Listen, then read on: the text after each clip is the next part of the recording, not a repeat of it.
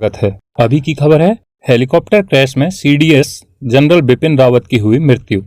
Chief of defence staff Bipin Rawat का helicopter दुर्घटनाग्रस्त हो जाने के कुछ घंटों के बाद उनसे जुड़ी एक दुखद खबर सामने आ रही है। हेलीकॉप्टर में सवार सभी लोगों सहित जनरल रावत की मृत्यु हो गई है। भारतीय वायुसेना के इस चॉपर में सीडीएस बिपिन रावत और उनकी पत्नी सहित कुल 14 लोग सवार थे।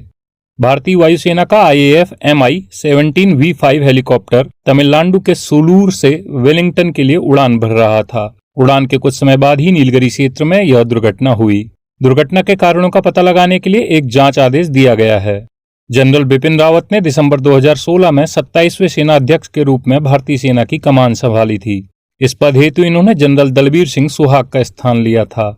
सेवानिवृत्ति के बाद जनरल बिपिन रावत को दिसंबर 2019 में भारत का पहला CDS नियुक्त किया गया था। करीब 4 दशकों की सेवा के दौरान जनरल रावत ने brigade commander, general officer commanding in chief, दक्षिणी कमान सहित कई महत्वपूर्ण पदों पर अपनी सेवाएं दी। इसके अलावा वे संयुक्त राष्ट्र शांति सेना का हिस्सा भी रहे। पूर्वोत्तर क्षेत्र में आतंकवाद को कम करने में इनकी महत्वपूर्ण भूमिका रही थी। ये म्यांमार में 2015 के सीमा पार ऑपरेशन तथा 2016 की सर्जिकल स्ट्राइक योजना का भी महत्वपूर्ण हिस्सा थे। इन्हें परम विशिष्ट सेवा पदक, उत्तम युद्ध सेवा पदक, अति विशिष्ट सेवा पदक, विशिष्ट सेवा पदक, युद्ध सेवा पदक और सेना पदक से सम्मानित किया जा चुका है। गौरतलब है कि चीफ ऑफ डिफेंस स्टाफ यानी CDS देश की तीनों सेनाओं थल सेना, नौसेना और वायुसेना का प्रमुख होता है।